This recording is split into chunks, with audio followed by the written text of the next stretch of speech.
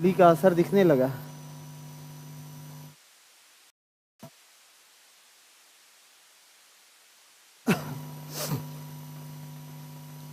देखिए अंतिम सच्चाई यही है,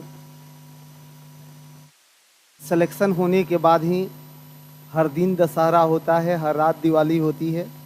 जब तक आप सेलेक्ट नहीं हैं तो कोई भी दिन आपके लिए न दशहरा है न दिवाली है। वो सब मायूसी का एक सबब बन के आता है। पहली प्राथमिकता यही है हम लोगों का कि सिलेक्ट हो जाना, और आप लोग कंटिन्यू तो रहेंगे ही, क्लास अभी चलेगा, ठीक है। मार्केट बंद हो जाए उससे मतलब नहीं है, क्लास हम लोगों का अभी कंटिन्यू चलेगा। देखते हैं कितना, जितना मैक्सिमम हो सकेगा उतना दिन तक क्लास आपका चलता रहेगा। हाँ, छुट्टी ही नहीं करें, कोई दिक्कत नहीं है, बहुत अच्छी बात है। तो एक दो दिन का ही मौका मिलता है, उससे ज़्यादा मौका नहीं मिलेगा। और जितने लोग जाने वाले थे वो लगभग आज शामों में निकल जाएंगे, क्योंकि कल से ही पलायन शुरू है लोगों का घर जाने आने का। तो जो जाने वाले हैं वो लोग आराम से चले जाएंगे, जो ओरिजिनल है अब वही बचेगा। कल सौरमंडल को हम लोग पढ़ रहे थे,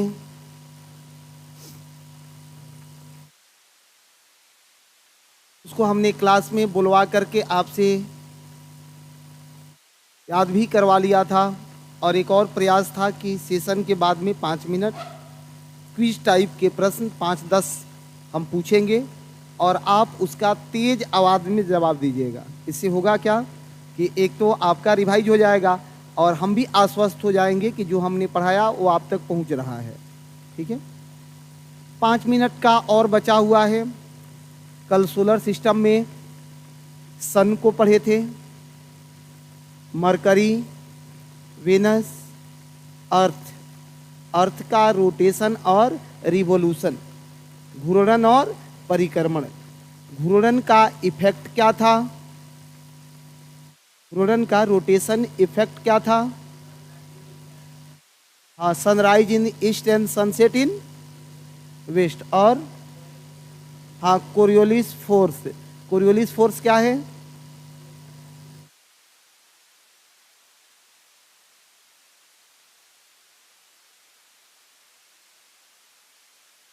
उत्तरी गोलार्ध में दाहिनी ओर, दक्षिणी गोलार्ध में बाईं ओर।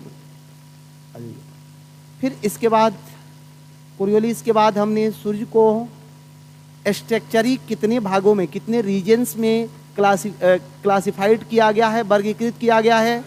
6 रीजन्स में। कौन कौन 6 रीजन्स है। हाँ, 3 इनर और 3 आउटर, 3 इनर और 3 आउटर है एकदम। इसको आप नॉर्मली कल कवर किए थे। मरकरी में सबसे नियरेस्ट है, और क्या क्या विशेषताएं पढ़ाई गई थी मरकरी में। सब लोग आवाज दे दो।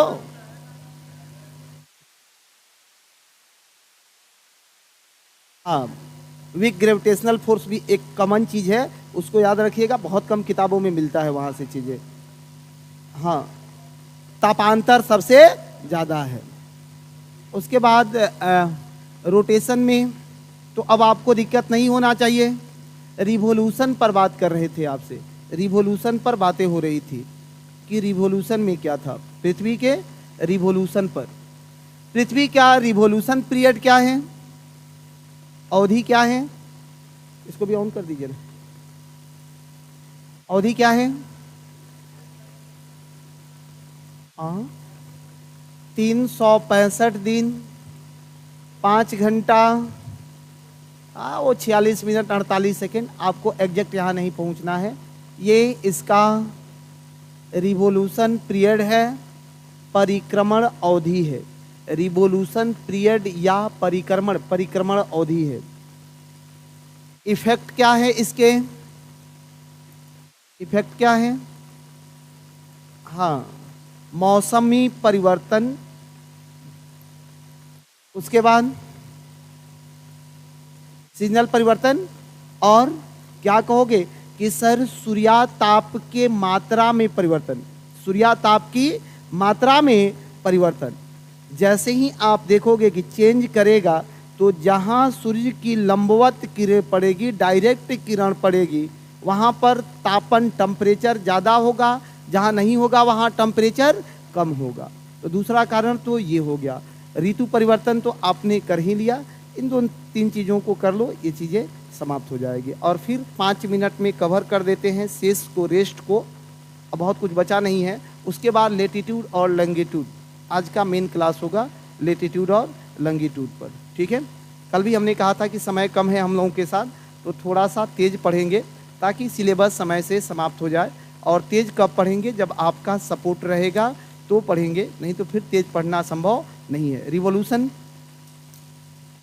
5 घंटा 365 दिन 5 घंटा 48 मिनट 46 सेकेंड एग्जैक्ट है। चलिए लिख लेना इसका इफेक्ट, फटाफट इफेक्ट करते जाओ। जलवायु परिवर्तन इफेक्ट क्या है? जलवायु परिवर्तन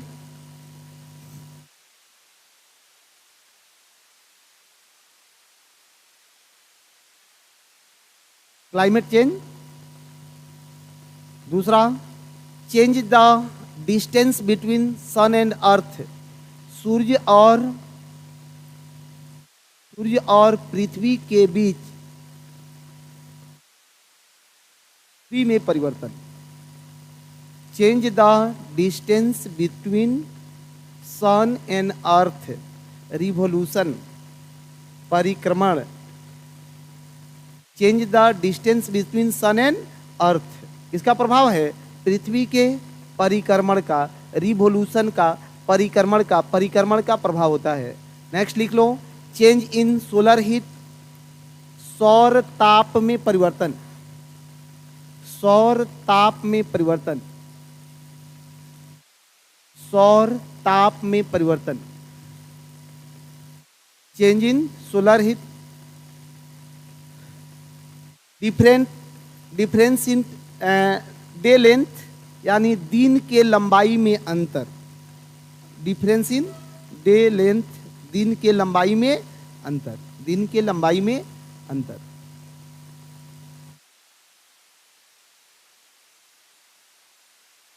अर्थ में इतने चीजों को कर लेना था। फिर मार्स, मंगल। मार्स को बोलते क्या हैं? God of war. मार्स को क्या बोलते हैं? God of war, God of war, युद्ध का देवता। मार्स को युद्ध का देवता कहा जाता है, युद्ध का देवता। मार्स जो कैसा दिखता है? Red planet. रेड प्लैनेट का कारण क्या है? Iron oxide, rich iron oxide. Iron oxide सुन लो, केवल आयरन ऑक्साइड की प्रचुर मात्रा के कारण इसका रंग लाल दिखता है। अंग्रेजी मीडियम वाले एक शब्द लिख लेंगे बस, रिच आयरन ऑक्साइड, ये लाल दिखने लगता है। इसके मून कितने हैं? सैटेलाइट 2, कौन कौन? फोबोस और डिमोस। फोबोस और डिमोस। कितने मून है? 2, फोबोस और डिमोस। फोबोस और डिमोस है, फोबोस डिमोस है। सब लोग जुड़ गए हैं? प्रिंस कुमार, चलिए, फोबोस और डिमोस है। नेक्स्ट, सौर मंडल का, पूरे सोलर सिस्टम का सबसे ऊंचा वोल्केनो और माउंटेन मंगल ग्रह पर ही है। निक्स ओलंप्स या ओलंप्स मोन्स ये नाम है। ओलंप्स मोन्स ये ज्वालामुखी है, वोल्केनो है। और निक्स ओलंपिया ये माउंटेन है। मंगल का नहीं, संपूर्ण सौर मंडल का सबसे ऊंचा ज्वालामुखी निक्स ओलंपिया पर्वत है। ओलंप्स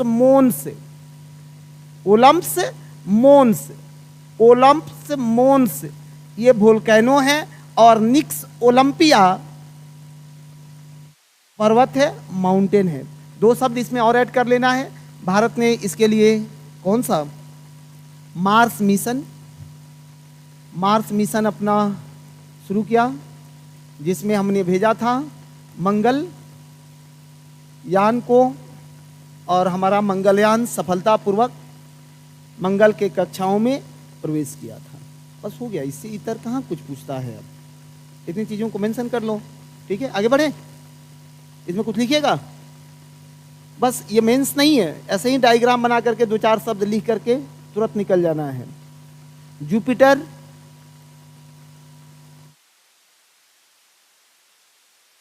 जुपिटर, बृहस्पति, बृहस्पति को कौन सा ग्रह कहा जाता है? पीला ग्रह कहा जाता है। ये ऐसे बोलते हैं इसको, ruler of God, ruler of God अंग्रेजी वर्ड है। रूलर ऑफ गॉड मतलब देवताओं का ग्रह, देवताओं का ग्रह। रूलर ऑफ गॉड, देवताओं का ग्रह। बृहस्पति को क्या कहते हैं? रूलर ऑफ गॉड, देवताओं का ग्रह। रूलर ऑफ गॉड, देवताओं का ग्रह। कल हमने डायग्राम पर भी बांध दिया था। एक चीज बताओ, अगर प्रश्न में कभी आ जाए कि मंगल और जो है अर्थ में क्या समानता है, सिमिलरिटी क्या है, कि मंगल और अर्थ इनमें सिमिलरिटी क्या है? दोनों में सिमिलरिटी क्या है?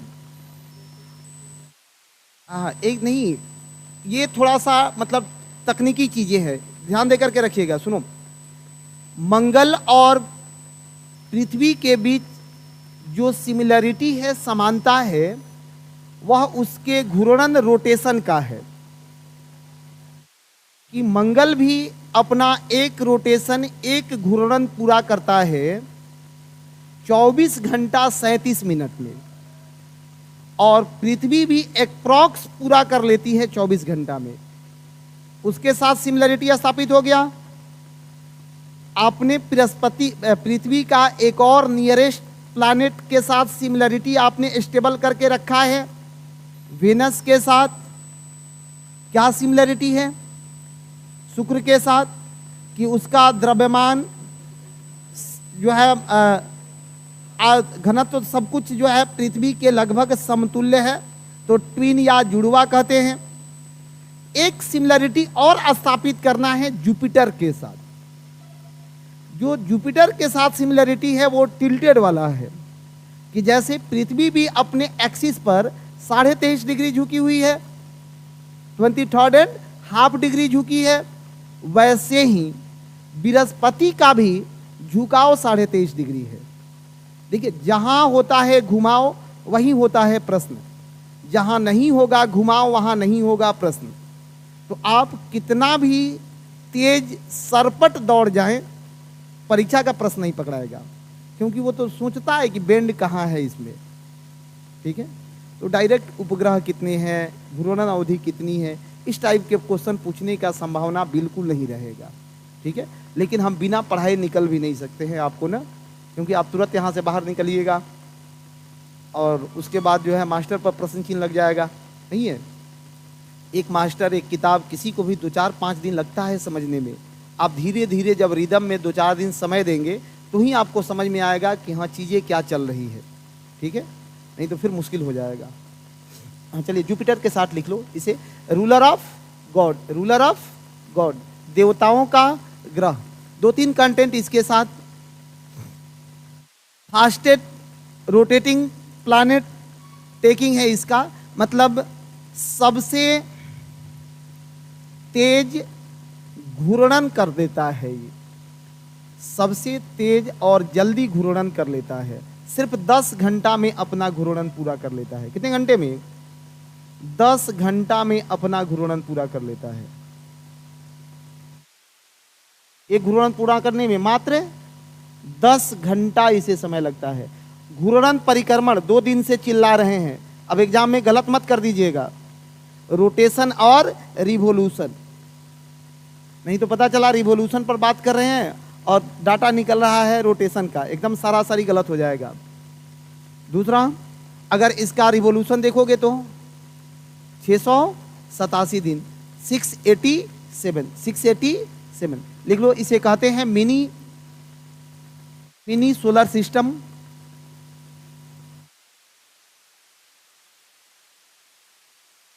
मिनी सोलर सिस्टम, लघु सौर तंत्र। हाँ, ये तो 11.9 ईयर्स, 11.9 ईयर्स हम मंगल समझ के लिखते जा रहे थे। चलो, इसको बोलते हैं मिनी सोलर सिस्टम। क्या बोलते हैं? Mini solar system. इसी को बोला जाता है mini solar system, mini solar system, लघु सौर तंत्र, मिनी सोलर सिस्टम, लघु सौर तंत्र, मिनी सोलर सिस्टम, लघु सौर तंत्र। दूसरा, सौरमंडल का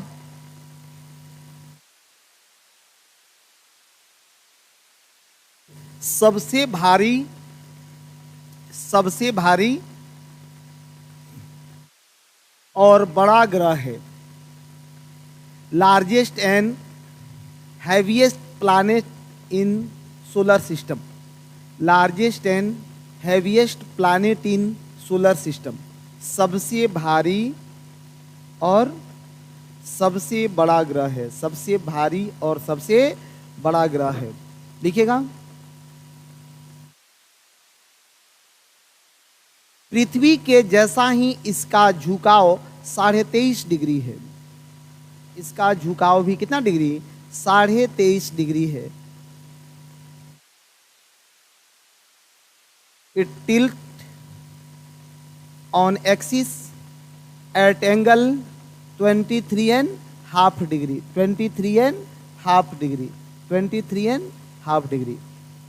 सैटर्न पर बातें कर लेते हैं। ये सैटर्न किसको बोलते हैं? शनि को। क्या है ये? कृषि का देवता, कृषि का देवता, या इसी को बोला जाता है गॉड ऑफ एग्रीकल्चर। अंग्रेजी वर्ड क्या है? God of agriculture, God of agriculture. इसकी विशेषता क्या है? Low density, low density. एक बार बीपीएससी ने यहीं से क्वेश्चन पूछ लिया कि सबसे कम घनत्व किसका है? शनि का। दूसरा क्या है कि रिंग का बना होना, इसके सराउंडिंग मतलब चारों ओर रिंग का बना होना, वलय का होना। हिंदी में लिख लोगे कि इसके चारों तरफ वलयाकार आकृति बनी हुई है, रिंग नुमा आकृति बनी हुई है, वलयाकार आकृति बना हुआ है। स्पेक्युलर रिंग सराउंडिंग, वलयाकार आकृति बना हुआ है। अंतिम ग्रह है जिसे नग्न आंखों से देख सकते हो, विजुअलाइज प्लैनेट है, इसके बाद वाले प्लैनेट को नहीं देखा जा सकता है। अंतिम ग्रह है जिसे आंखों से देख सकते हो। और क्या पूछ सकता है सैटर्न से कि इसका खोज किसने किया था? गैलीलियो ने। किसने इसका पता लगाया था? गैलीलियो ने। शनि का पता किसने लगाया था? गैलीलियो ने। गैलीलियो ने इसका पता लगाया था, गैलीलियो ने इसका पता लगाया था।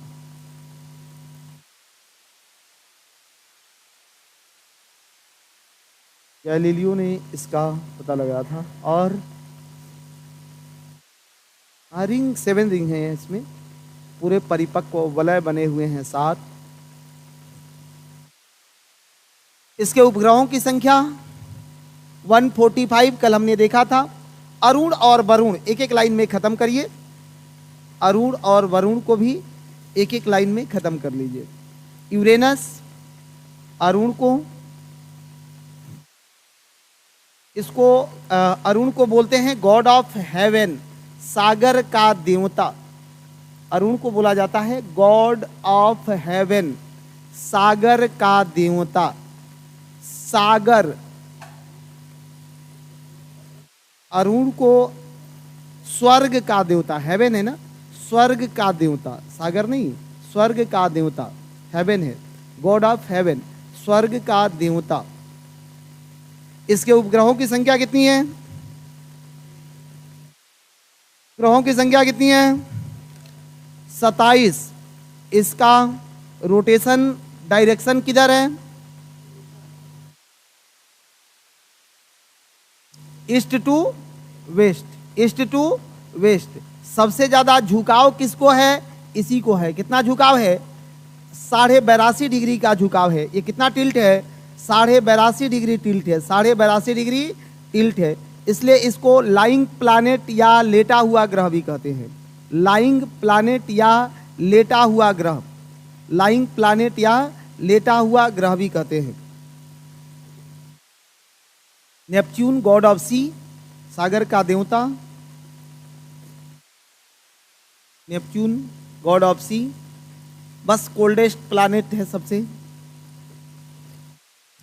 हाँ हाँ, नेपच्यून में कोल्डेस्ट प्लैनेट है। इसका पीरियड हमने कल आपको पढ़ा दिया था। पीरियड क्या है? 164 और 165, 164 और 165। मेजर हेडिंग लगा लीजिए, लेटीट्यूड एंड लॉन्गिट्यूड, अक्षांश और देशांतर।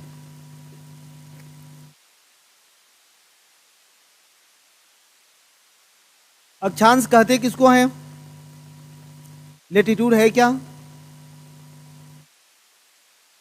लेटीट्यूड कहते किसको हैं? कोई तो बताएगा ना इतने लोगों में। Parallel line.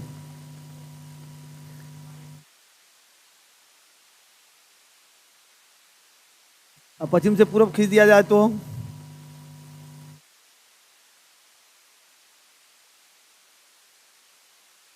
कोई आदमी जो सत्य के नजदीक पहुंचने का प्रयास करे।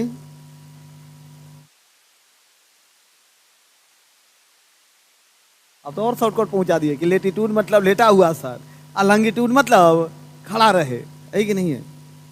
और कोई व्यक्ति?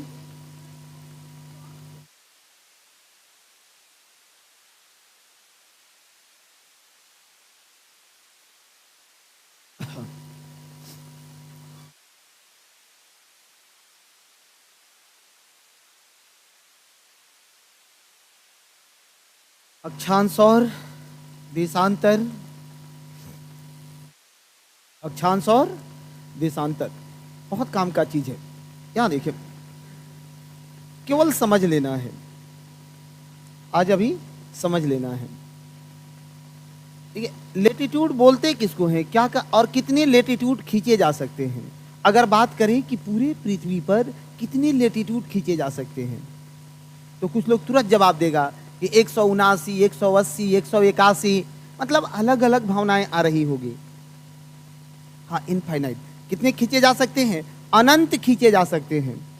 लेकिन एक एक डिग्री का जो मानक रख करके खींचा गया है, तब आपके किताब वाला नंबर से आया है। वो एक एक डिग्री को मानक बना करके खींचा गया है। लेटीट्यूड है क्या? यह एंगुलर डिस्टेंस है, कोणीय दूरी है। हिंदी वाले, पृथ्वी के केंद्र से मापी गई एक कोणीय दूरी अक्षांश है, और इसको मिलाने वाली जो पैरेलल लाइन है वह लाइन है, रेखा है। तो केवल अक्षांश पूछा जाए तो पृथ्वी के केंद्र से खींची गई कोणीय दूरी अक्षांश कहलाती है। सेंटर्ड है इस पृथ्वी का केंद्र, जिसे यहीं से दो बराबर भागों में बांटने वाली रेखा इक्वेटर या 0 डिग्री, सबसे बड़ा लैटिट्यूडनल सर्किल है, सबसे बड़ी अक्षांशीय रेखा। देखो थोड़ा गूढ़ टॉपिक है, आज इसको थोड़ा अच्छे से देख लेना। सबसे बड़ी अक्षांशीय रेखा है, एकमात्र अक्षांशीय रेखा है जो पृथ्वी को दो भागों में विभाजित कर सकती है। बाकी कोई अक्षांशीय रेखा पृथ्वी को दो बराबर भागों में नहीं बांट सकती है। यहीं पर अंतर क्लियर हो जाता है अक्षांश और देशांतर का, कि प्रत्येक देशांतर रेखा पृथ्वी को दो बराबर गोलार्धों में बांटती है, जबकि सिर्फ 0 डिग्री देशांतर रेखा, अक्षांश रेखा, लैटिट्यूडनल लाइन पृथ्वी को दो बराबर गोलार्धों में बांटती है।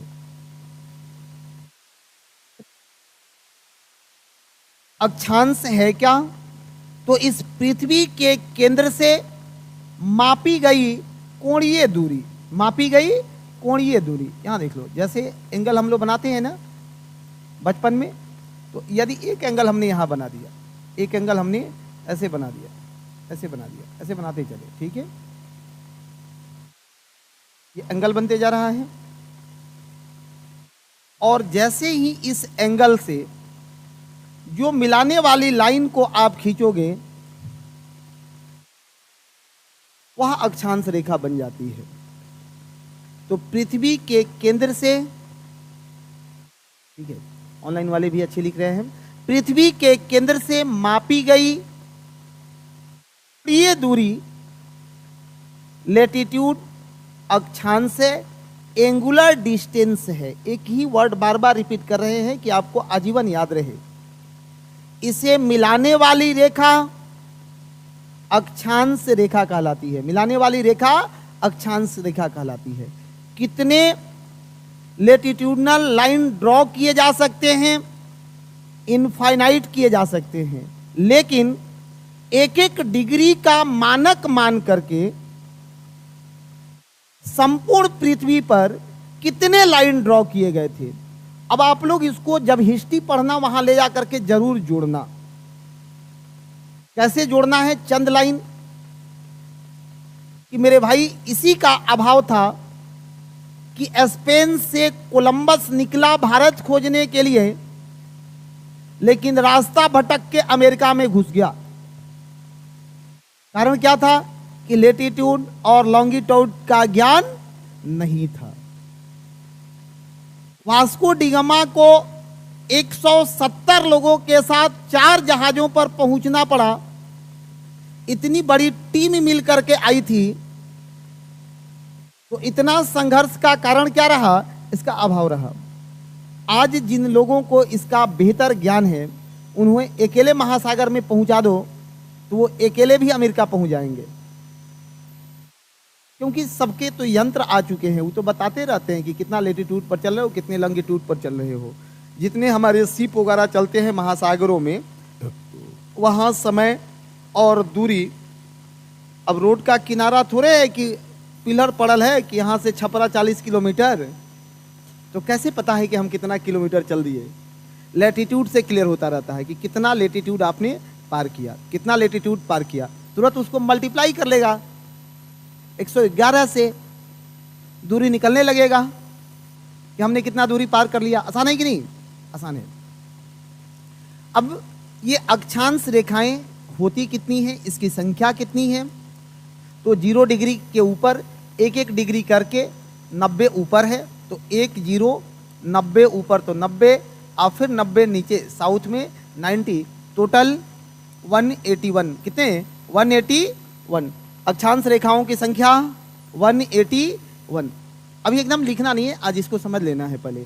टोटल नंबर्स कितने हैं हमारे पास? 181। ये किसका नंबर है? अक्षांश रेखा नहीं, लेटीट्यूड का नंबर है, अक्षांश का नंबर है। एक एक डिग्री मानक पर हमने बनाया तो कितने अक्षांश बने? 181। आधुनिक खगोल में इससे 90 डिग्री अक्षांश, यानी 90 डिग्री नॉर्थ और 90 डिग्री साउथ, 90 डिग्री नॉर्थ और 90 डिग्री साउथ, इसे पॉइंट माना गया है। कहा गया कि ये लाइन नहीं है। तो जब भी कभी लाइन की बात हो तो इसमें 2 लेस कर दीजिएगा। टोटल अक्षांशीय रेखा कितना है? 179 है। टोटल रेखाएं कितनी? 179 है। 179 है। एक बात याद रखिए, 2 अक्षांशों के बीच की दूरी पर क्या प्रभाव होगा यदि 0 डिग्री से नॉर्थ या साउथ में चले तो? क्या कहिएगा कि सर अक्षांशों के बीच की दूरी कांस्टेंट होता है, वेरिएबल नहीं है। उनके बीच का जो डिस्टेंस है कांस्टेंट है, लेकिन वहां वेरिएबल है क्या? उनका साइज।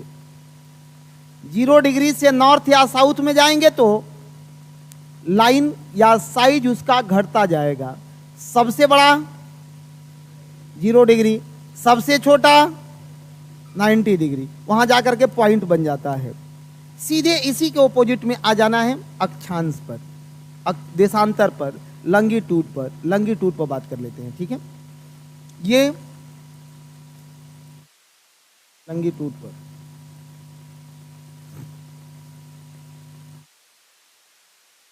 डिफिनेशन जो आपसे याद रहे उन्हीं को मैं बोलूंगा।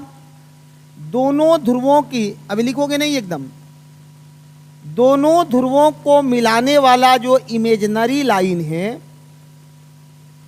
उसे ही देशांतर कहा जाता है। दोनों ध्रुवों को मिलाने वाली रेखा को देशांतर रेखा, दोनों ध्रुवों को मिलाने वाली रेखा को देशांतर रेखा। ठीक है, याद रहने वाली बात ही पढ़ना है, बेसिक चीज हो। हाँ, और एक चीज और कि आप एग्जाम में भी जाते हैं ना, तो वहाँ लिखा रहता है विद्यार्थी यथा संभव अपने शब्दों में उत्तर दे। तो अपना शब्द मतलब आपका रीजनल शब्द नहीं होना चाहिए एकदम, ये मतलब शब्द का चयन तो एनसीईआरटी का होना चाहिए। बहुत लोग दिग्भ्रमित हो जाते हैं। अब मेरा देखो, जैसे मैं चंपारण क्षेत्रों से हूँ, तो हम अगर अपना रीजनल पकड़ेंगे तो मेरा शब्द अलग ही पकड़ा जाएगा। तो अपने शब्द का मतलब ये नहीं होता है कि आपका रीजनल शब्द। बाकी आप ज्ञानी लोग हो, अपना दिमाग तो लगाते रहना, मेरा काम है बता देना, फिर अपना सोचते रहिएगा, ठीक है। चलो, अब ये 0 डिग्री लॉन्गिट्यूड या देशांतर पृथ्वी को 2 बराबर भागों में बांटती है। कैसे? ईस्टर्न हेमिस्फीयर और वेस्टर्न हेमिस्फीयर, उत्तरी पूर्वी गोलार्ध और पश्चिमी गोलार्ध। हमने कहा कि सर कोई भी लॉन्गिट्यूडनल लाइन या देशांतरीय रेखा पृथ्वी को 2 बराबर भागों में बांट सकता है, तो ये 0 डिग्री ही क्यों?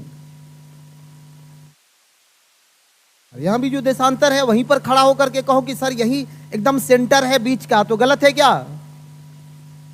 नहीं है, फंसना नहीं है एकदम। सुनो, एकदम गोल है, गोल है, सर्कुलर चीजें हैं। अब इस गोलाकार या सर्कुलर प्रोडक्ट पर कहीं भी आप हाथ रख दो तो बीच वही ना होगा जी, आखिर बदल जाएगा, बीच तो वही होगा। तो फिर ये 0 डिग्री ग्रीनविच जीएमटी प्रधान मध्याह्न रेखा ही क्यों मध्य माना जाता है? जी हाँ, इंग्लिश में लगातार बोल रहा हूँ, लिखवा भी रहा हूँ अंकित जी, इंग्लिश तो लगातार लिखवा भी रहा हूँ, ठीक है। चलिए, और शब्दावलियां भी इंग्लिश में आ रही है ना, अभी तो हमने बताया। चलो सुनो, बहुत अच्छी बात है, सुनो। अब कहना कि सर ये 1884 के अप्रॉक्स की घटना है, जब इस जीएमटी को कांस्टेंट किया गया और उस समय ब्रिटेन का प्रभुत्व पूरे विश्व पर था कि नहीं था? लगभग 15 देशों पर उपनिवेश थे, उसके उपनिवेश थे। ब्रिटिश छाता लेकर के चलता था, तो उसका नारा होता था कि ब्रिटेन में कभी सूर्यास्त नहीं होता है। एक तरफ अगर सूर्योदय हो रहा है तो दूसरे तरफ सूर्यास्त, कहीं और सूर्यास्त हुआ तो दूसरे उसके साम्राज्य में सूर्योदय हो जाता था, इतना बड़ा था। तो कोई भी शक्तिशाली व्यक्ति यही ना चाहता है कि हम जहां खड़े हों वहीं से लाइन शुरू हो। आज भी गांव में डायलॉग मारता है सब गांव वाला लड़का सब कि तुम नहीं जानता है, ये बाबू भैया को जहां खड़ा हो जाता है लाइन वहीं से शुरू हो जाता है। ये सब यहां से लिया गया है। और यहां एक वेधशाला है, एक वेधशाला है ग्रीनविच प्लेनेटेरियम। ग्रीनविच वो नाम नहीं है, एक वेधशाला है, और उसी के नाम पर इसका नाम रख दिया ग्रीनविच लाइन। बहुत काम की लाइन है, ग्रीनविच लाइन कांस्टेंट है। जैसे ही इस ग्रीनविच से आप ईस्ट जाओगे, समय प्लस हो जाएगा, और वेस्ट जाओगे माइनस हो जाएगा, ठीक है। आगे बढ़ते रहना है आराम से, धीमे धीमे। अब इसका स्ट्रक्चर देखिए कैसा बनेगा, ये सब कैसा बनेगा।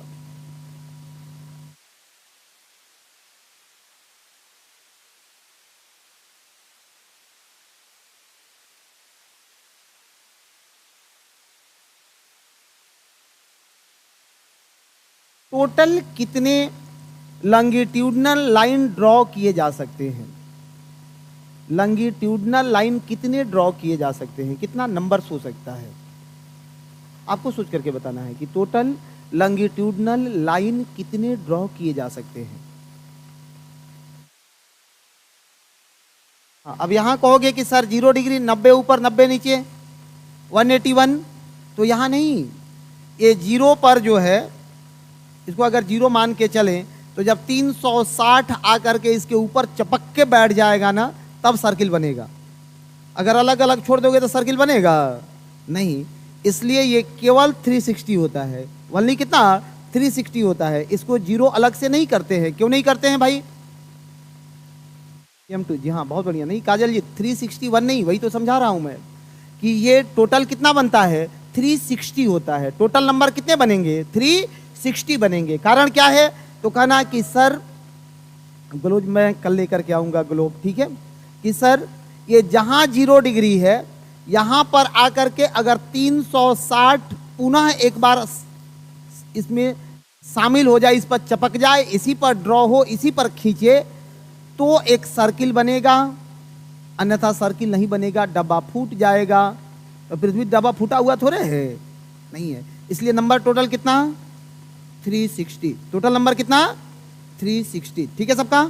चलो, अभी टोटल मैथमेटिकली है आज का क्लास, और जिनको थोड़ा भी दिक्कत हो बता देना, क्योंकि ये रीड होता है ज्योग्राफी का।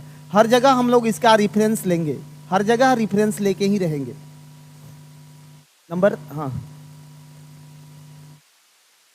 हाँ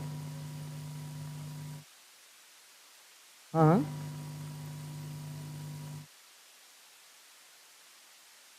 ये इमेजिनरी है, इसको माना गया है जीएमटी, ठीक है, कहीं वास्तविक लाइन तो है नहीं, बस इसको माना गया है। वो टिल्टेड वाले एक्सिस पर नहीं है वहाँ, ठीक है। चलिए सुनो, यहाँ देखिए नेक्स्ट थोड़ा सा और इसको,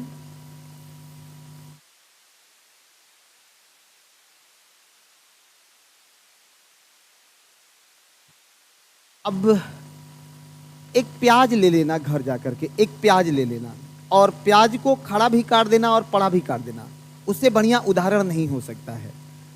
हाँ, और फिर बाद में आमलेट बना लेना। यान कैसे हो जाएगा, कितना बुढ़वा का आदमी है। जैसे ही आप प्याज को खड़ा काटोगे ना कहीं से पकड़ के, तो प्याज को देखिएगा वो 2 पार्ट में कटेगा।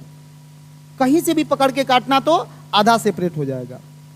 मतलब क्या कि प्रत्येक देशांतर रेखा पृथ्वी को 2 भागों में, पृथ्वी को 2 भागों में, काजल जी ऐड नहीं होगा, ये सब लोगों को बता दिया हमने मेरे भाई, ऐड नहीं होगा। और क्यों नहीं होगा इसको तो हमने बता दिया ना कि एक 1 ऐड नहीं होगा।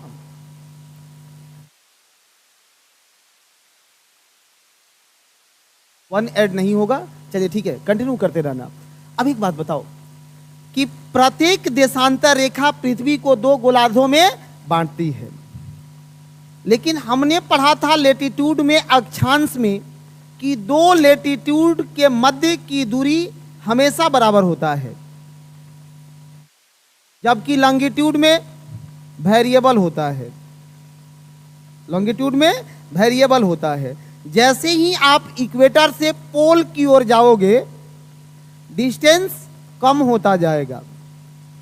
विषुवत से, मध्य रेखा से ध्रुवों की ओर जाने पर देशांतरों के मध्य दूरी पर क्या परिवर्तन होगा? इंक्रीज करेगा, डिक्रीज करेगा, इक्वल रहेगा, एक से अधिक, इनमें से कोई नहीं।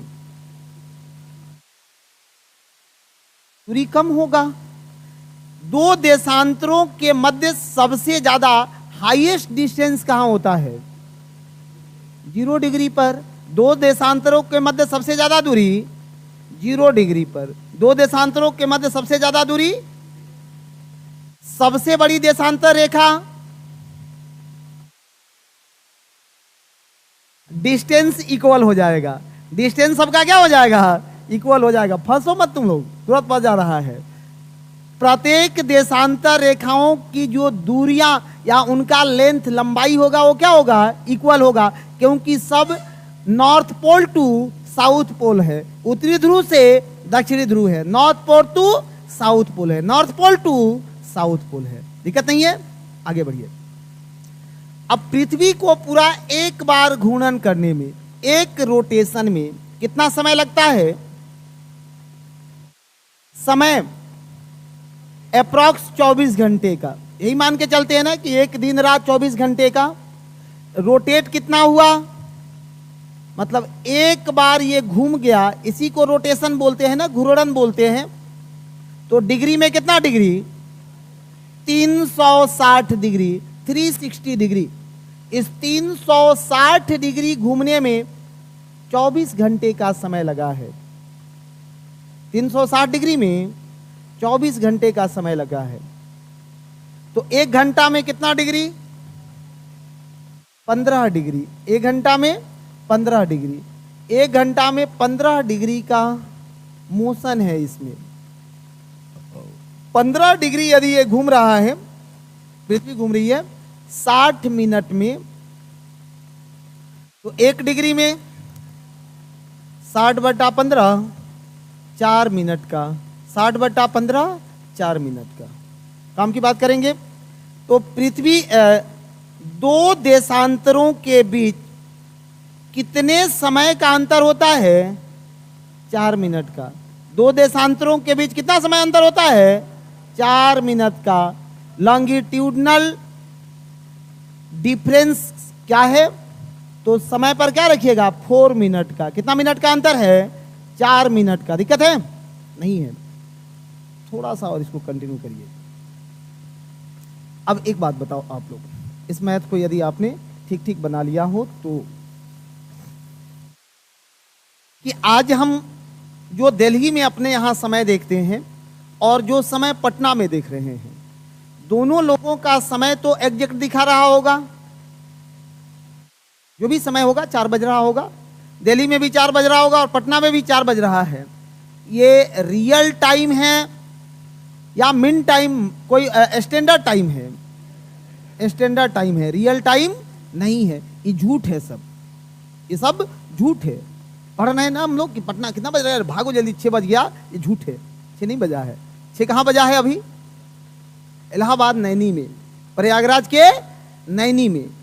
लेकिन हमने क्या माना है, इसको स्टैंडर्ड टाइम माना है, और ये स्टैंडर्ड टाइम से हम लोग चलते रहते हैं। तो आज की क्लास इसलिए ज़्यादा इम्पोर्टेंट है कि जैसे फ्रांस ने 13 अपने यहाँ मानक समय बना लिए, रसिया में 11 है, अमेरिका, ऑस्ट्रेलिया, सब जगह वेरिएशन है, तो भारत में क्या स्थिति होना चाहिए। ठीक है। दूसरा कि प्रत्येक एक देश स्वतंत्र होता है अपने मानक समय के लिए, अपना स्टैंडर्ड टाइम फिक्स करने के लिए। किसी प्रकार का अंतर्राष्ट्रीय हस्तक्षेप इस पर नहीं है।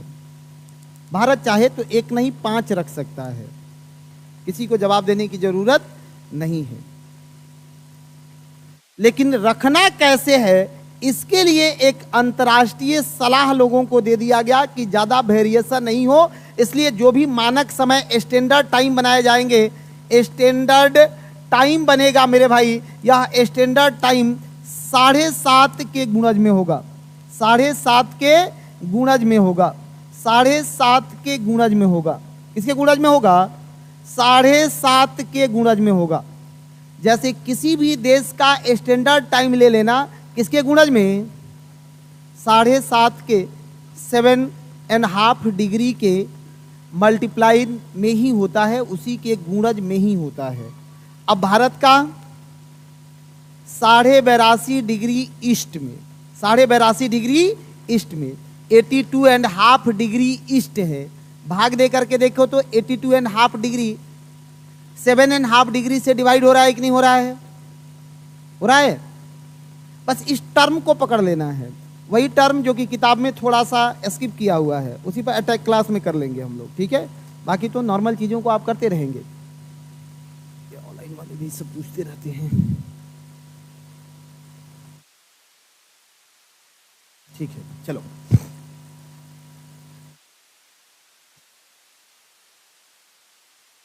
भारत ने अपना मानक समय 82.5 डिग्री, कितना डिग्री घोषित किया है?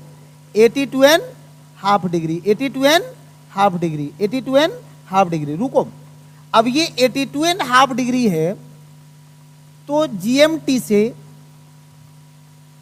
ग्रीनविच मीन टाइम से कितना आगे है? मैथमेटिकली 82 कितना हो जाएगा? 164 और 165/2 डिग्री। 1 डिग्री में कितना मिनट? 4 मिनट। गुना करोगे कितना हो जाएगा? 330 मिनट। घंटा में चेंज करोगे 60 से भाग कट करके 11/2, कितना आगे है ये? 5.5 घंटा का। कितना आगे है? 5.5 घंटा। दिक्कत है? नहीं है। मैं इस बार आज 5-10 क्वेश्चन भी बनवाऊंगा, जैसे अलग अलग आपको लॉन्गिट्यूड दूंगा और दोनों के समय का डिफरेंस करके। एक बीपीएससी का ट्रेंड है, पिछले बार इस चैप्टर से भी क्वेश्चन पूछा है और हर बार इस चैप्टर से क्वेश्चन पूछा है। मैं अभी 3 दिन में जितना क्लास आपको पढ़ाया, मिनिमम 1 और मैक्सिमम 2 आज इंक्लूड कर लो तो क्वेश्चन कवर हो गया, तय है। दूसरा, एक चीज और इसी में ऐड करना है, ठीक है, कि ये कितने स्टेट से गुजरता है? 5 स्टेट से। कितने स्टेट से? 5 स्टेट से। कौन कौन 5 स्टेट? हाँ, यूपी, एमपी, छत्तीसगढ़, आंध्र प्रदेश, उड़ीसा। आंध्र प्रदेश और उड़ीसा। अब इस बार क्या क्वेश्चन पूछ लिया सर? इससे एक दूसरा क्वेश्चन जो पूछा था अक्षांश देशांतर से, कि ये topic of cancer and standard time line कहां आपस में मिलते हैं? कोई खराब क्वेश्चन थोड़े पूछा था, बढ़िया पूछा था कि नहीं? लेकिन बहुतों को परेशान कर दिया, रट्टू वाले लोगों को। ये कहां मिलते हैं? छत्तीसगढ़ में। कहां मिलते हैं? छत्तीसगढ़ में। कहां मिलता है? छत्तीसगढ़ में। थोड़ा सा अब यहां पर आप के थिंकिंग पावर को चेक करेंगे। ये बताओ कि भारत ने अपना सिंगल स्टैंडर्ड टाइम रखा है। सिंगल स्टैंडर्ड टाइम रखा है, भारत ने अपना सिंगल स्टैंडर्ड टाइम रखा है।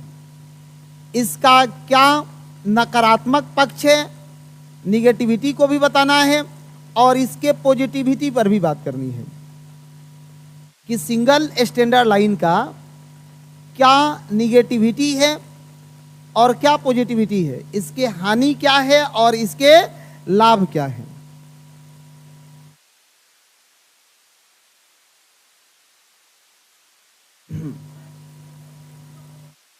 सुनो, देशांतर में थोड़ा और, जैसे भारत का लॉन्गिट्यूडनल विस्तार कहां से कहां तक है? 68 डिग्री 7 मिनट ईस्ट से 97 डिग्री 25 मिनट ईस्ट तक, यही है ना? डिस्टेंस कितना है इसका? अप्रोक्स 30, एग्जैक्ट 30 नहीं, अप्रोक्स 30। कितना विस्तार है? Approx 30, not exact 30। अप्रोक्स 30 यानी 1 डिग्री 4 मिनट, तो 30 डिग्री का 120 मिनट को घंटा में चेंज कर लो, 60 से भाग देना है। कितना घंटा? 2 घंटा का। तो इसी को आधा करके 82.5 को हमने मानक बना दिया। अरुणाचल प्रदेश वाले को, एक किबिथु टाउन है अरुणाचल प्रदेश में, लोगों को कहा गया थोड़ा जल्दी, थोड़ा देर तक सो जाइए, और गुजरातियों को जल्दी जगा दिया गया। देखो, क्लाइमेट के अनुकूल चलना चाहिए इंसान को। लोग कहता है ना कि सर गुजरात बहुत सशक्त है, वहाँ के लोग बहुत ब्रिलियंट होते हैं, बहुत तेज लोग होते हैं। हमने कहा कि उसको ज्योग्राफिकली एडवांटेज है। देखो, पहले जग रहा है, जग रहा है कि नहीं जग रहा है? और दुनिया में जो पहले जगेगा वो एक बात का तो गारंटी है कि भूखे नहीं सो सकता है। गुजरात पूरे देश में सबसे पहले जगता है। सुनो ना, टाइम टाइम से पहले जगेगा। कैसे जगेगा पहले? कि जैसे ही अरुणाचल प्रदेश में और गुजरात में दोनों के समय में डिफरेंस कितने का है? 2 घंटा का है। यानी यहां पर यदि 7 सुबह बज रहा है तो वहां 5 सुबह होगा। कितना होगा?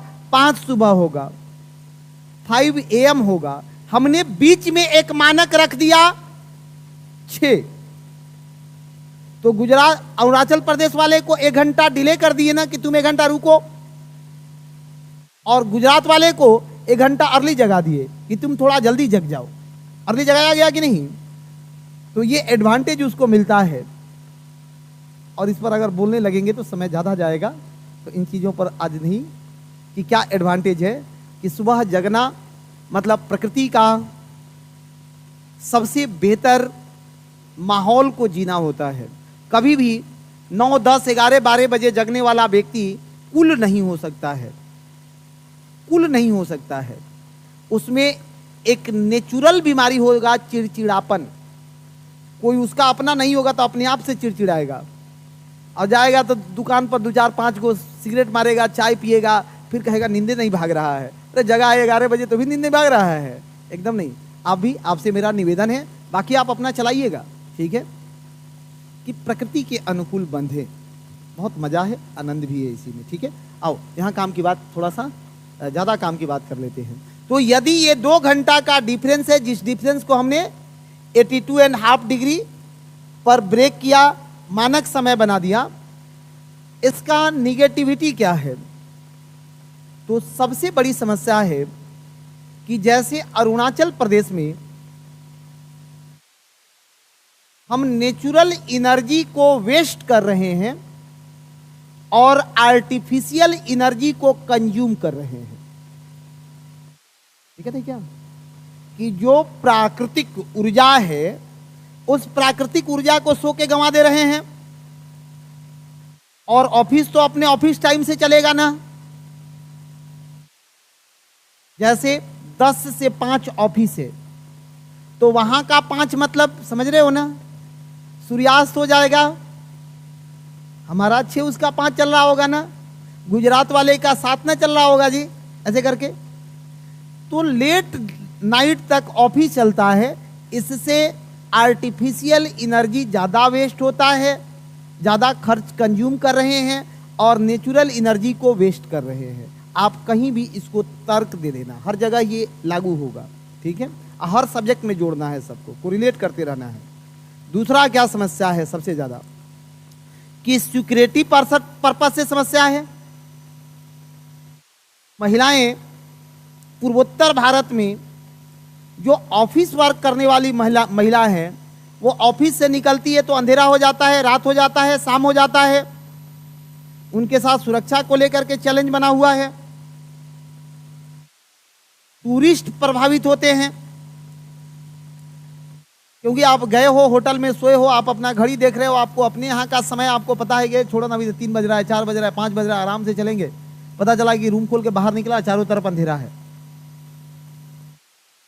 आप प्रभावित हो गए। सबसे बड़ी समस्या और कहां आ रही है? कि स्कूली बच्चों के साथ समस्या आ रही है। मेंटली प्रेशर में वो चले जा रहे हैं। गुजरात में बच्चों की नींद ही पूरा नहीं हो रही है। जैसे ही सुबह में वो जग रहे हैं कि मम्मी पापा जबरदस्ती उनको जगा रहे हैं कि जल्दी चलो स्कूल चलना है, तो उनका मेंटली प्रेशर है। किस लिए? कि उनका नींद पूरा नहीं हो पा रहा है। इस प्रकार की चीज़ों को आप निगेटिविटी में लिख देना। ये कहाँ चलेगा? निगेटिविटी में। अब एक चीज़ क्या है कि इसकी पॉजिटिविटी क्या है, इसकी सकारात्मकता कहाँ है, पॉजिटिविटी क्या है? तो पॉजिटिविटी है इसकी कहाँ?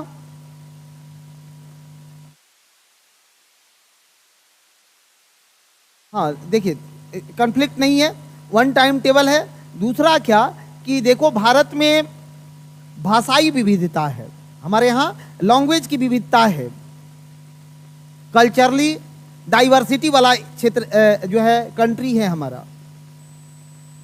उसके बाद रीजनल डाइवर्सिटी है, धार्मिक विविधता भी है, भौगोलिक विविधता भी है कि कहाँ अंडमान निकोबार लक्षद्वीप सब अलग अलग है कि नहीं हमारा, इसमें भी हम एक है। तो मेरा कोशिश है हम लोगों का कि यदि टाइम जोन 2 हो जाएगा ना तो पूर्वोत्तर भारत ऐसे ही हमेशा विवाद में रहता है, वो सब अपने को दूसरा देश का मान लेगा या नहीं मान लेगा। सिलीगुड़ी के पास जो चिकन नेक है 22 किलोमीटर का बस कनेक्टिविटी है हमारा पूर्वोत्तर भारत से, 22 किलोमीटर। पश्चिम बंगाल सिलीगुड़ी नाम सुने हो ना, वो 22 किलोमीटर यदि ब्रेक कर दिया जाए तो जो 7 सिस्टर कंट्री हैं हमारे नॉर्थ ईस्ट के, वे ऐसे ही डिस्कनेक्ट हो जाएंगे। तो हम लोग तो अपने से परेशान हैं कि उनको बांध करके रखें, और बांध करके रखने का मीनिंग क्या है? एकदम नहीं, क्लास में फोन नहीं, कैसे भी नहीं, इस सब चीजों से बहुत परहेज करिए। सुनो, तो क्या कहिएगा कि सर ये हमारे एकता और अखंडता के लिए अनिवार्य है, एकता और अखंडता के लिए हम लोग इसको अनिवार्य देखते हैं। कारण क्या है कि हम कल्चरली, रीजनली या फिर रिलीजन से सब में डाइवर्सिटी है, तो वो एक एकता का हमें सूचक दिखता है, बचने का एक तरीका है। दूसरा क्या, एक चीज और देखो, जब हमारे यहाँ से ब्रिटिशर्स जा रहे थे ना, तो उन लोगों ने बड़ा चैलेंज दिया था हम लोगों को कि आप भारत को भारत कैसे बना लोगे। अब इसमें कुछ कहते हैं तो इसमें इंग्लिश वाला मत करना कि इंग्लिशों में बोलिए सर, ये बस आपको समझाने के लिए है। जितनी काम की चीजें हैं उसको तो मैं दोनों में कर देता हूं, ठीक है। जा रहे थे तो वे सब बस हम लोगों के तरह ही घूर घूर करके देख रहे थे कि देखते हैं कि भारत भारत बन कैसे जाता है। लेकिन तो हम लोग तो बहुत चैलेंजिंग वाले लोग हैं ना, भारत को भारत बना लिए। वेस्टफेलिया की संधि के बाद यूरोप में राज्यों की रूपरेखा तय होने लगा और वहां लैंग्वेज के आधार पर राज्य निर्धारित किए गए। कोई देश बना है, जैसे फ्रेंच बोलने वालों का फ्रांस, जर्मन बोलने वालों का जर्मनी, अंग्रेजी बोलने वालों का इंग्लैंड, स्पेनिश बोलने वालों का, और भारत। कुछ आंकड़ा है आपके पास कितनी बोलियां बोली जाती है? 19,600 अप्रॉक्स 19,600 बोलियां बोली जाती है हमारे यहां।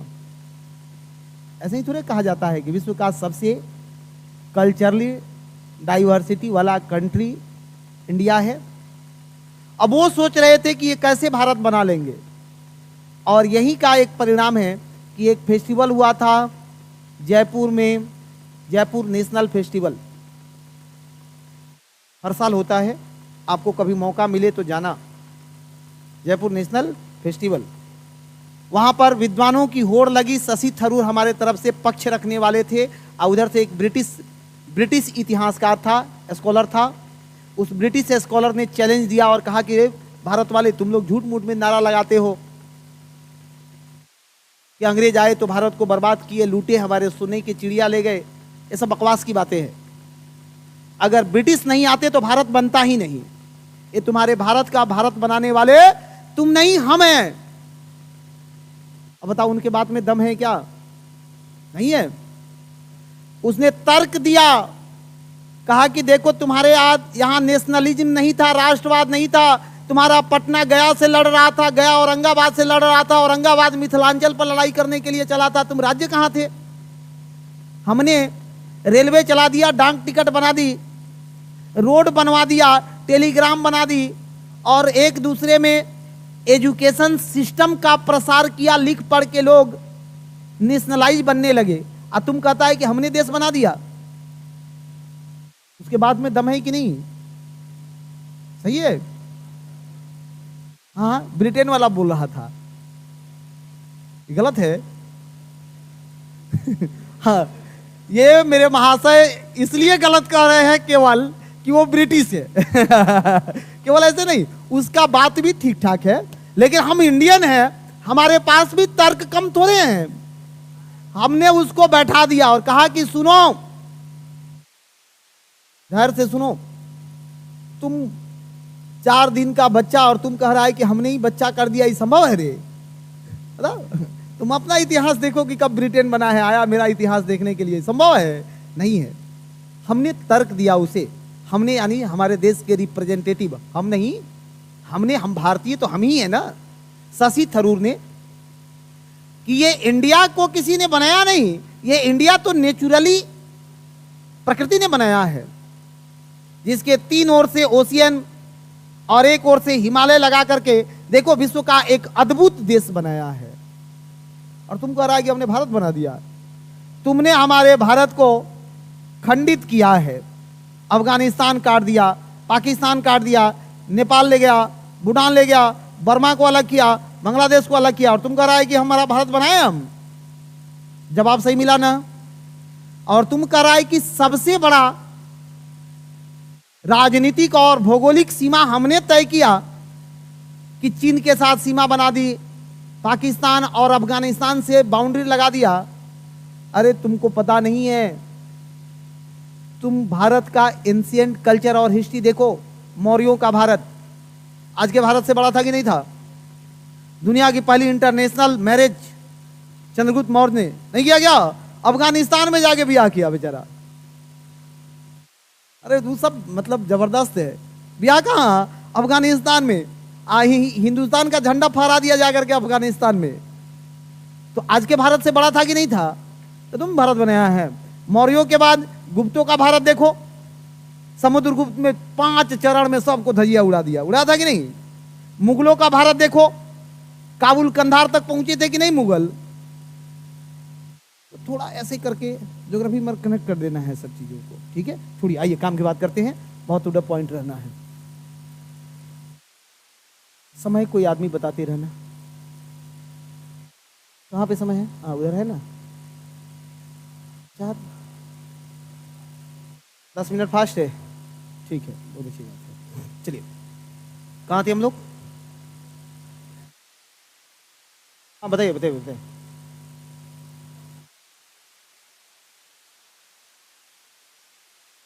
वो जो है पैरेलली कर्व में उससे खींचा गया है, एकदम पैरेलल नहीं है, वो कर्व में खींचा गया है, समानांतर नहीं बोलते हैं उसको, ठीक है? हाँ बताइए।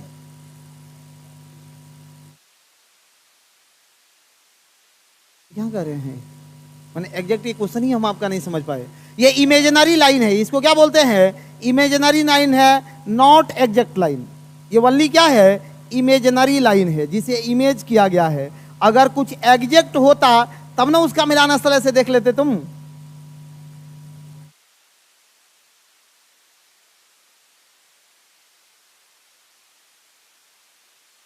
ये रुके रुके, आपका कहने का ये मीनिंग है कि मेरे भाई मतलब जो अक्षांश रेखा और देशांतर रेखा दोनों का एग्जैक्ट फिगर कहाँ है जो जाकर के मिलता है? तो देखो एग्जैक्ट फिगर कुछ नहीं है, ऐसा माना गया है कि ये लोकेशन अटलांटिक वाले रीजन्स में पड़ेगा। क्यों पड़ेगा वहां पर? अब इसका तर्क सुन लो। क्योंकि जैसे ही ऊपर से जीएमटी आ रहा है तो मेन तो वही है, और फिर यहां से 0 डिग्री जा रहा है, तो 0 डिग्री और इमेजिनरी कहां एक दूसरे को क्रॉस कर रहे हैं? अटलांटिक रीजन्स में करेंगे, तो उन क्षेत्रों में होता है, ठीक है?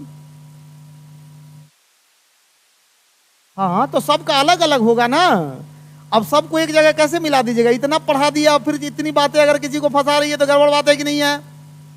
अरे सुनो, सब लाइन एक साथ मिल जाएगा कहीं? अरे भाई कैसे काम चल रहा है? ये देशांतर देशांतर देशांतर देशांतर ये सब हो गया। इसमें हमने यहां प्रवेश करा दिया अक्षांश को। क्या प्रवेश कर दिए? अक्षांश को। अब भाई सब अक्षांश सबसे कहीं एक जगह मिलेगा, और हमने ये जो जीएमटी माना भी है, ये जीएमटी क्या है? एक मेन लाइन को मान लिए है ना, ये इमेजिनरी है ना, नॉट एग्जैक्ट है ना, ठीक है? चलिए, कहीं नहीं। चलिए सुनो, हाँ अलग अलग सब मिलता है ना, अलग अलग तो सब मिलता है, वही तो इमेजिनरी उससे मिलाया गया है। चलिए सुनिए, आ जाइए बोर्ड पर, एक बार कंटिन्यू रहे। देशांतर या लॉन्गिट्यूड, देशांतर या लॉन्गिट्यूड कितना डिग्री है ये? 4 डिग्री का अंतर है। रुकिए, कुछ समय निकाल लेना है, कुछ समय निकाल लेना है आपको, कुछ क्वेश्चन इसे और कवर करना है। जैसे एक क्वेश्चन पूछेगा, ये एग्जैक्ट है नहीं, कि यदि दिल्ली 70 डिग्री, वो गलत लिखा है, गलत दे देंगे, ठीक है।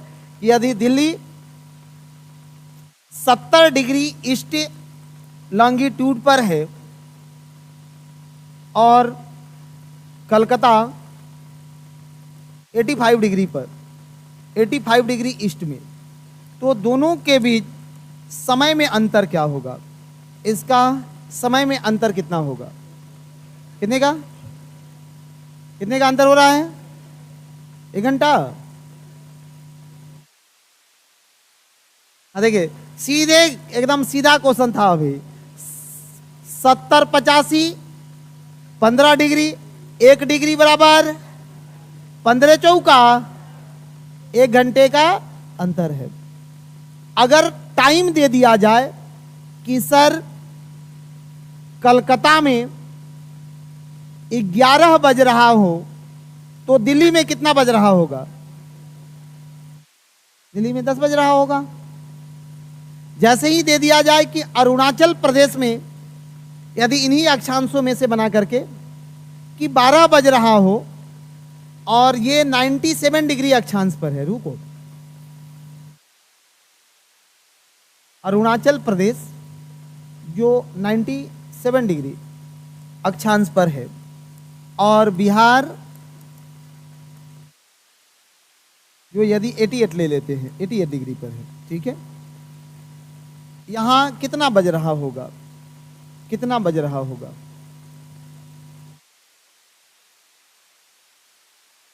कितना बज रहा होगा? यदि यहां 12 बज रहा हो तो बिहार के समय में क्या होगा? एग्जैक्ट फिगर पटना ले लेते हैं, यहां रुको, पटना में कितना बज रहा होगा? कैलकुलेट कर पा रहे हैं ना? दिक्कत नहीं है? नहीं है। स्टैंडर्ड टाइम हमने इसको कर ही लिया। चलिए ठीक है, 2-4 लाइन लिख लीजिए, लिखिए, आज लिखिए। लेटीट्यूड, लेटीट्यूड लिख लीजिए, सब लोग लिख लो, हिंदी में लिखना। पृथ्वी के केंद्र से मापी गई कोणीय दूरी, पृथ्वी के केंद्र से मापी गई कोणीय दूरी। Latitude is the angular distance of a point of the earth. पृथ्वी के केंद्र से मापी गई कोणीय दूरी। Latitude is the angular distance of a point of the earth.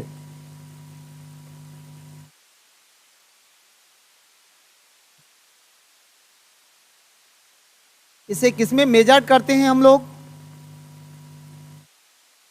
Degree,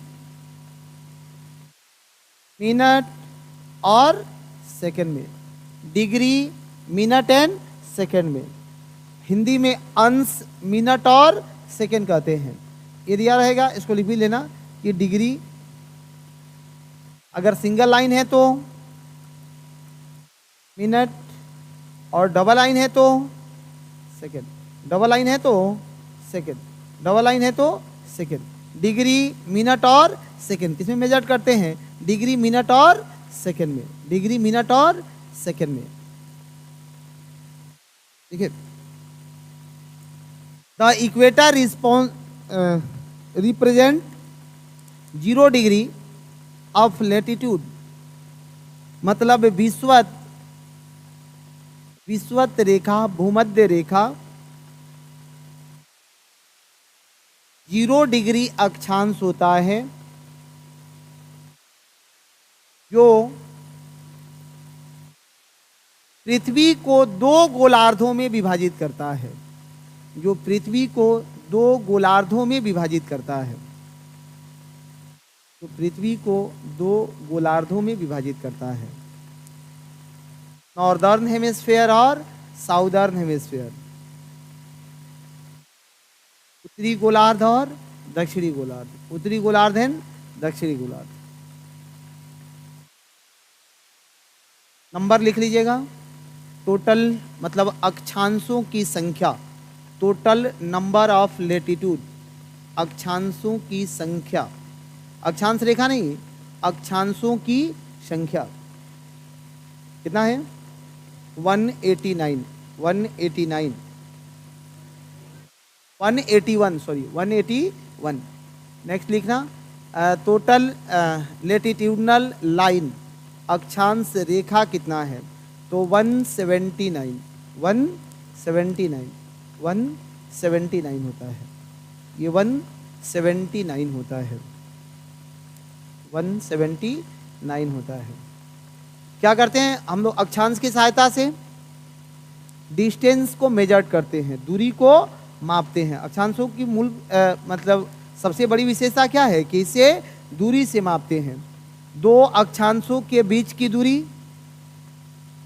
1 degree latitude बराबर, हाँ 111 किलोमीटर। लिख भी लो कि 1 degree latitude equal 111 kilometre, 111 kilometre, 111 kilometre, 111 kilometre. अब देखो, अब ये tropic of cancer, tropic of capricorn, इन सबको आगे पढ़ना है। यहाँ चाहे अंटार्कटिक सर्किल, आर्कटिक सर्किल, इसको यहाँ नहीं पढ़िए, नहीं समझे? अब कुछ लोग सोच रहा होगा कि tropic of cancer, tropic of Capricorn, इसको रहने दीजिए।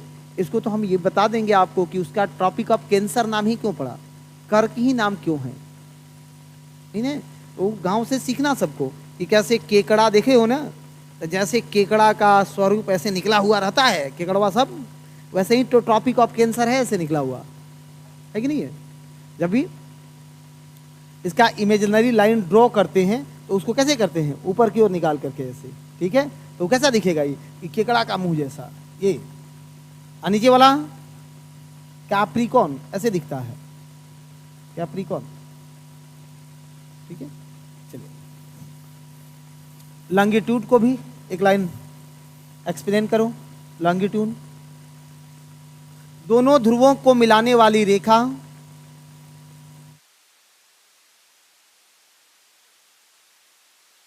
दोनों ध्रुवों को मिलाने वाली रेखा देशांतर रेखा है।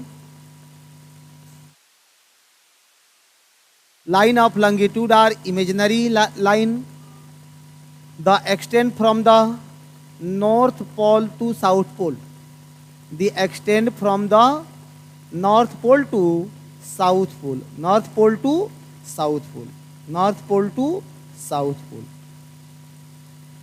north pole to south pole, ठीक है? इतना याद रहेगा ना? नंबर ऑफ लॉन्गिट्यूडनल लाइन 360, कितना है? 360, 360।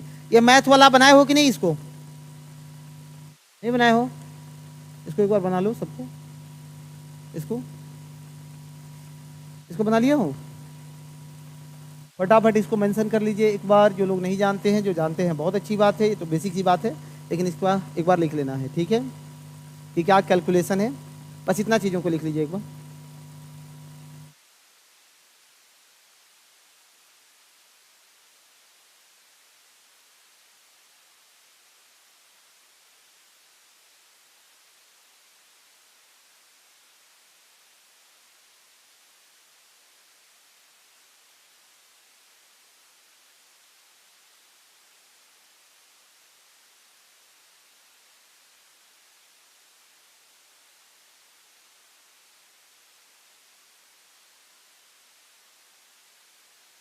ठीक है?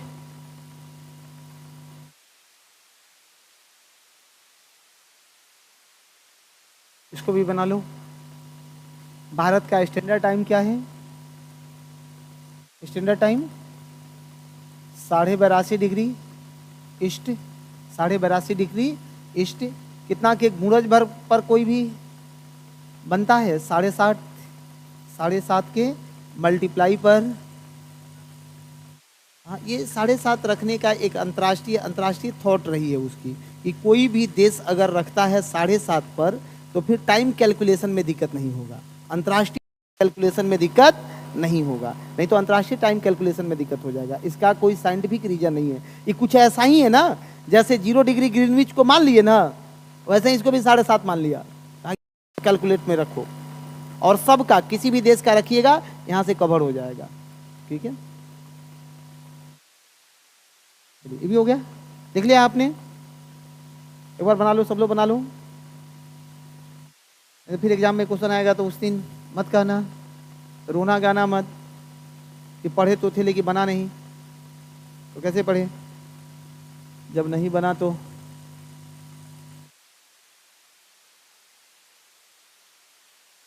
सब लिखवाएंगे, काहे चिंता करेंगे, छोड़ कहाँ रहे हैं, पहले बेसिक चीजें तो कर लेना, हबड़ाना नहीं है, थोड़ा पेशेंस रखना है, थोड़ा सा पेशेंस रखना है। एक इसका निगेटिव पॉजिटिव कर लेना, स्टैंडर्ड टाइम का निगेटिव पॉजिटिव। स्टैंडर्ड टाइम कहाँ से खींचा गया है, ड्रॉ कहाँ से, इसका पॉइंट क्या है, भारत में स्टैंडर्ड टाइम का पॉइंट कहाँ है, सेंटर प्रयागराज के नैनी में, प्रयागराज के नैनी में, प्रयागराज नैनी, नोट कर लीजिए। हाँ नैनी, वही मिर्जापुर नैनी, वहाँ एग्जैक्ट जगह नैनी ही है। मिर्जापुर, हाँ मिर्जापुर कर लो तब। ये नैनी मिर्जापुर अलग है क्या? अच्छा चलिए ठीक है, मिर्जापुर कौन सा है, मिर्जापुर, बहुत अच्छी बात है, मिर्जापुर कर लो, मिर्जापुर। चलिए नहीं, एकदम अलग अलग चीजें हैं। कोर किस में मिलेगा कि कोई सॉलिड है वहाँ कोर मिल रहा है ना, और हम लोग सेंटर को तो मान लेते हैं ना कि सेंटर हो सकता है। ठीक है, चलिए इसको एक बार कर लीजिए। ये निगेटिव पॉजिटिव में 2-4 लाइन डाल लेना है, सबको कर लिया है तुम लोग? अरे जो पढ़ाए हैं उसी को दिखा रहे हैं। निगेटिव पॉजिटिव में 2-2 जो हमने कराया आपको, उसको मेंशन कर लीजिए अपने कॉपी में कि एक सिंगल स्टैंडर्ड टाइम का नकारात्मक पक्ष क्या है हिंदी में, फिर बताना पड़ेगा कि लिख लीजिएगा। लिखिए, अंग्रेजी वाले अंग्रेजी में लिखो, क्योंकि हम बोले भी अंग्रेजी में ही थे। हाँ हिंदी में बोलिए। नकारात्मक पक्ष क्या है? तो सबसे पहले नंबर 1 कि पूर्वोत्तर क्षेत्रों में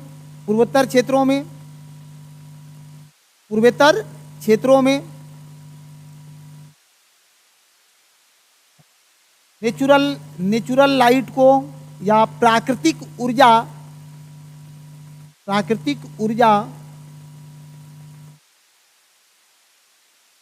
को वेस्ट कर रहे हैं। दूसरा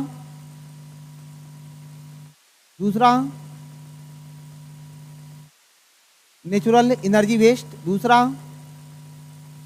कृत्रिम ऊर्जा का खपत बढ़ा हुआ है, कंज्यूम आर्टिफिशियल एनर्जी। तीसरा, सिक्योरिटी चैलेंज है, सुरक्षा की समस्या है। दूसरा बोले हैं नेचुरल आर्टिफिशियल एनर्जी कंज्यूम कर रहे हैं, खपत कर रहे हैं, कृत्रिम ऊर्जा का खपत कर रहे हैं। नेक्स्ट क्या है कि सिक्योरिटी समस्या बना हुआ है, सिक्योरिटी चैलेंज है। नेक्स्ट है कि पर्यटन पर असर पड़ता है या पर्यटन कम पहुंच रहे हैं। ठीक है, टूरिस्ट कम जाते हैं या टूरिस्ट पर इसका प्रतिकूल प्रभाव पड़ता है। शुद्ध हिंदी सजाओगे तो टूरिस्ट पर प्रतिकूल प्रभाव पड़ता है। एक और लिखो, गुजरात क्षेत्रों में बच्चों की नींद पूरी नहीं हो पाती है। अंग्रेजी में केवल इतना ही लिखना कि स्लीपिंग समस्या है, स्लीपिंग की, चिल्ड्रेन स्लीपिंग प्रॉब्लम्स है, चिल्ड्रेन स्लीपिंग प्रॉब्लम है। गुजरात क्षेत्रों में क्या है, चिल्ड्रेन स्लीपिंग प्रॉब्लम है। ठीक है, हाँ अरे गार्जियन तो बच्चा को स्कूल पहुंचा के आके सो जाता है, सबसे ज्यादा दिक्कत बच्चे के ना है भाई। गार्जियन का क्या है कि सुबह सुबह स्कूल पहुंचा के गया और आगे फिर सो गया, बहुत बड़ी दिक्कत नहीं है वहां गार्जियन के साथ। इसका लाभ क्या है हम लोगों को? एकता और अखंडता, नेशनलिज्म, राष्ट्रीयता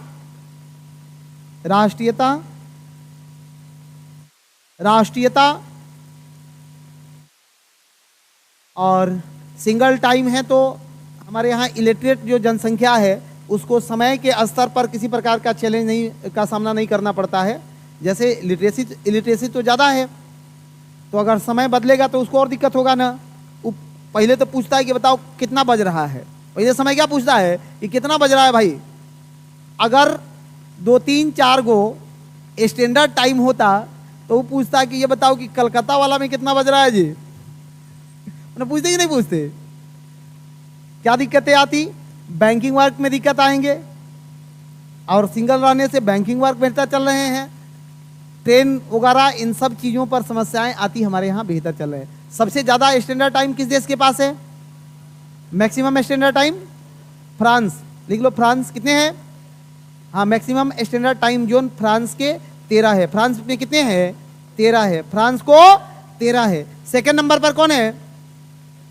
रसिया। रसिया को 11 है। रसिया को 11 है। रसिया को 11 है। यूएसए को 7 है। यूएसए में कितना है? 7 है। 7 शायद है यूएसए का। यूएसए का 7 है। यूएसए का 7 है। इसको हमने कर लिया था। और आज की क्लास में कुछ लिखने वाली बातें नहीं है, ठीक है। चलिए अंतिम 5 मिनट अब आपसे पुनः एक बार बात करेंगे। एनसीईआरटी फिर घूम करके आ गए। हर दिन का 5 मिनट जो समर्पित है।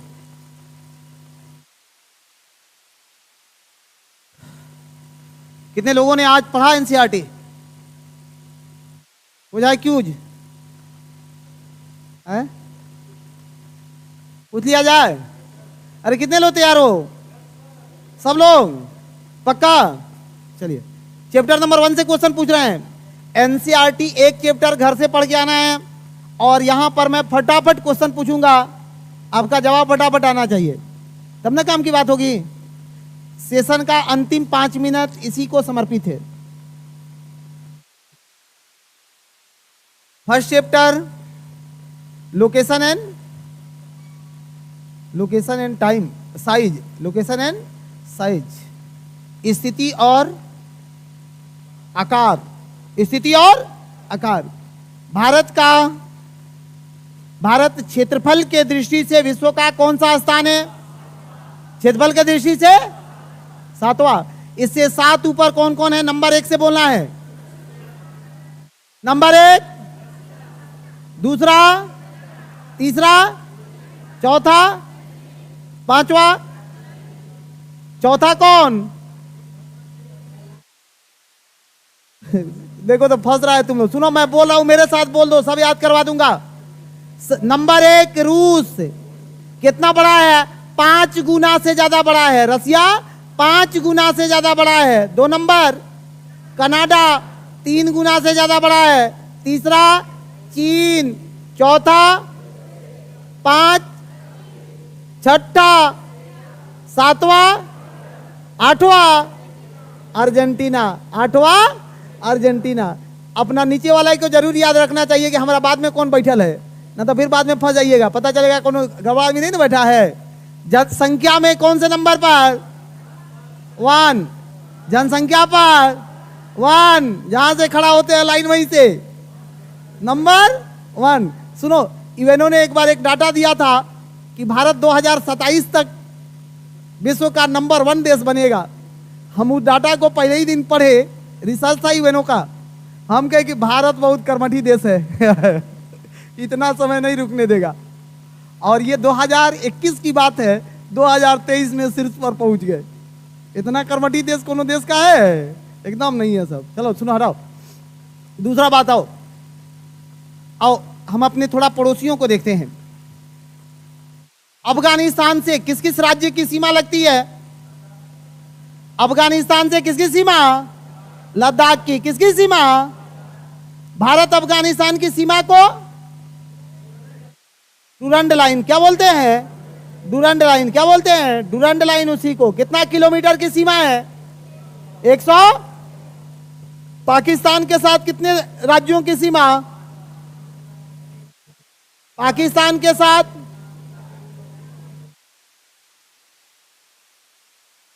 हाँ 3 राज्य 2 यूटी। 3 राज्य और 2 यूटी। आप एनसीईआरटी पढ़वा रहे हैं इसीलिए इतना बोल दे रहे हैं, नहीं पढ़वाते तो नहीं बोलते। 3 राज्य और 2 यूटी। राज्य कौन? हाँ, गुजरात, राजस्थान, पंजाब। यूटी कौन है?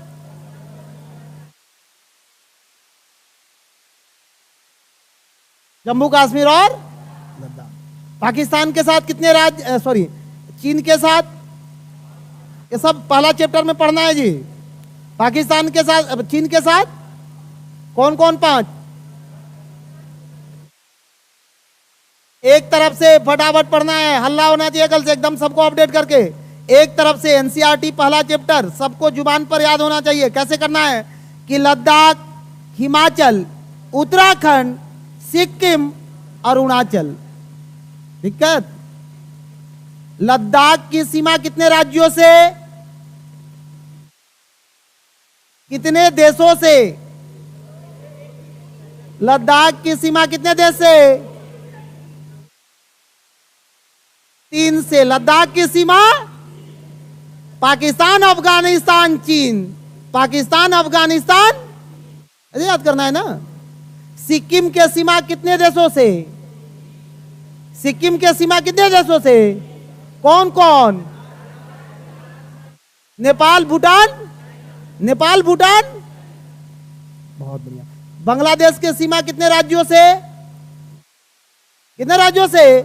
कौन कौन 5 राज्य? एक तरफ से बोल रहे हैं, तुम लोग बोलते जाना एक तरफ से।